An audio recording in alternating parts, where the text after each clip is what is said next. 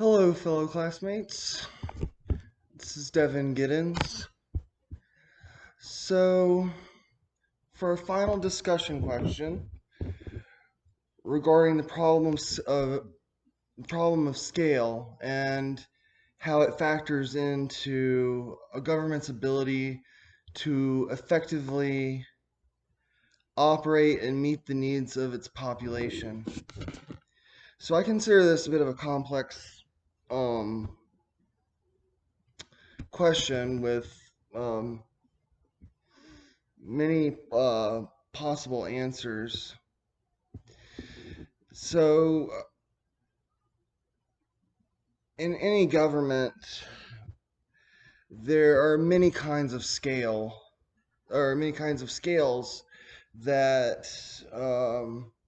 are important in terms of the government's ability to function, what makes up the government, so on and so forth. So, um,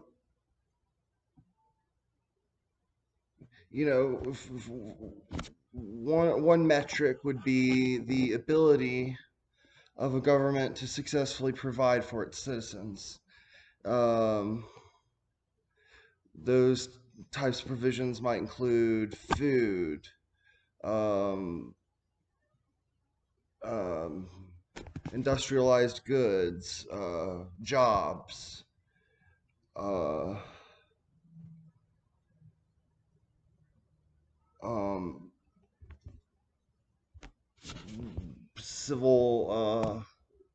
civil rights for its population, and many other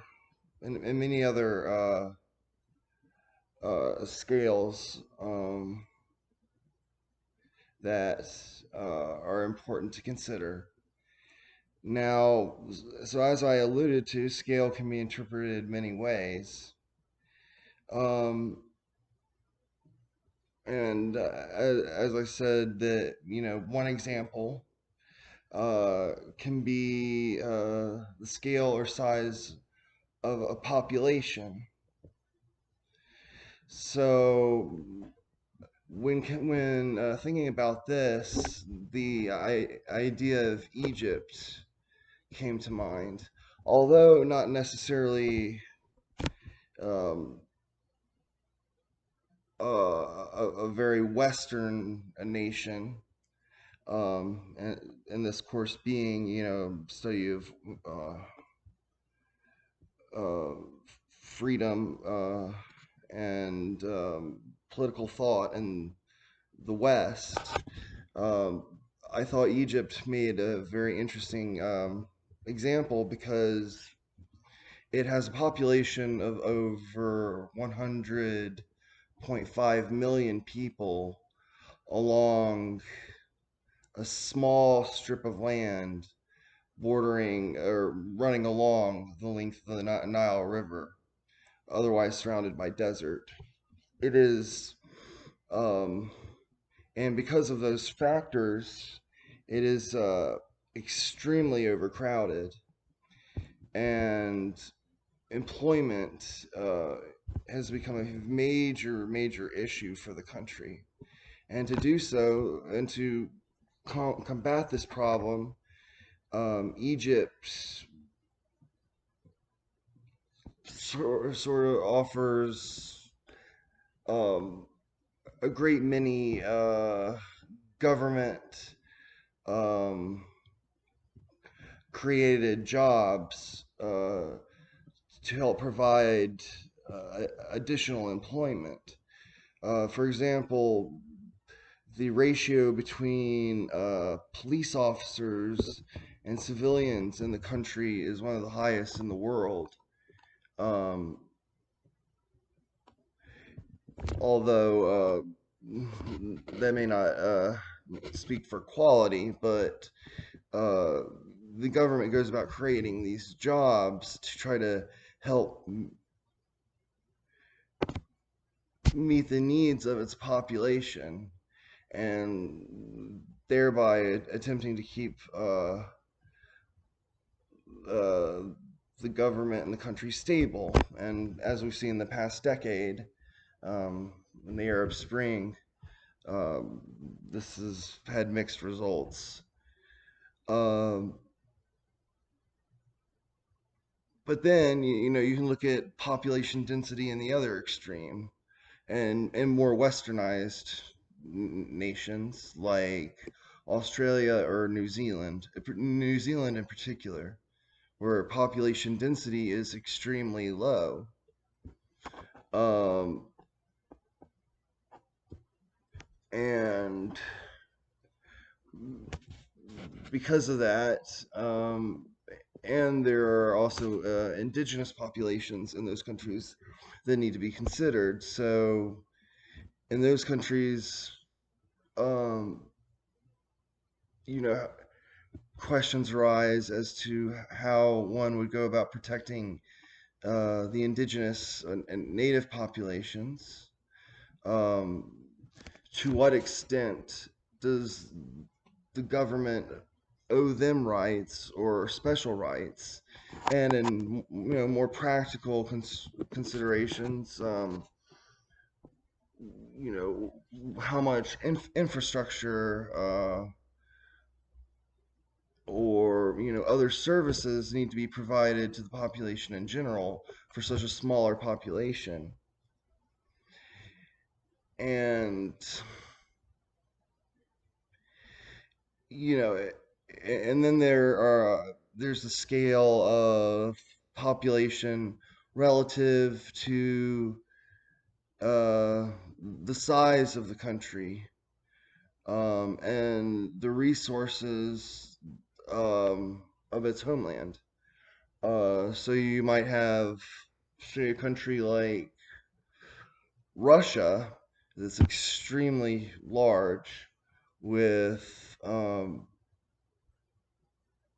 about the same population size as Egypt, a little larger, I think around 123 million, give or take, off the top of my head. Um,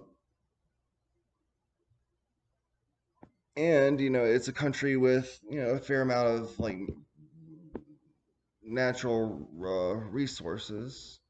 They're just mineral wealth, natural gas in particular. Although, and but then and then you have countries like China, which its population is well over 1 billion people, and same in India. So they're large countries that are extremely overcrowded and impoverished. Now, this is important because, in a lot of these countries, it becomes more difficult. There, there's been a history of, at least in the case of India and China, Western exploitation. So the idea of freedom and liberty come into play there, because these have been countries that have been notoriously had their freedom and their liberty taken away, and uh, and they became second-class citizens in their own countries, and they had their wealth of their own countries taken away from them to fuel European imperial power, up until the 20th century, at least until the fall of or at least until the end of the World War II, when colonial empires like France and uh, the British Empire, even Dutch colonies and so forth began to fall. And those countries began to achieve independence, and of course, Africa. But the lasting legacy of exploitation has left its mark on a lot of these countries. and you know, resources also such as food um, can have a major impact on many of these countries. The scale of food production relative to its population can determine um, the difference between a stable political regime and one that is constantly in flux and is constantly having internal problems. And these problems usually manifest themselves in um, uh, oftentimes with strong men who or strong leaders who are not exactly very friendly towards the idea of liberty, democracy, uh, freedom. The, instead, the population seeks just to get the basic necessities to live, such as enough food not to starve. Here in the United States, you could look at the scale and size of government, and a lot of the other factors I've previously mentioned, um, determining the scale of government. In our political climate here in the United States, uh, while it's a little more complicated than I'm basically stating here, um, the basic dynamic is conservatives argue for less government um, to meet the needs of the population, while liberals argue for more government to meet the needs of the population. And again, in reality, it's probably a little more complicated than that simple dynamic. But um, that's sort of a very rudimentary, basic way of looking at it. But what all these different factors and scales, metrics have in common is that one way or another, I believe that they influence uh, freedom, uh, liberty, and a lot of the other sort of philosophical, political ideas that we've been examining in this course. Uh, you you in impoverished countries you have that maybe it has been have been exploited by the West. As I said, there's Western powers have often abused these countries for their natural resources and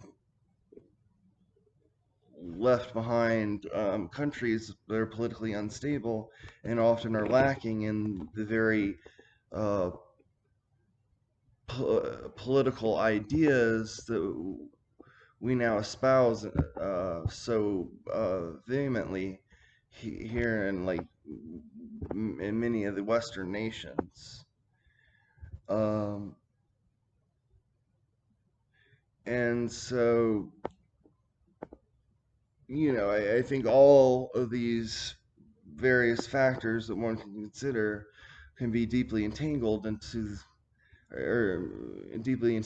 deeply entangled and can be considered very connected to a lot of the themes that we've been reading about.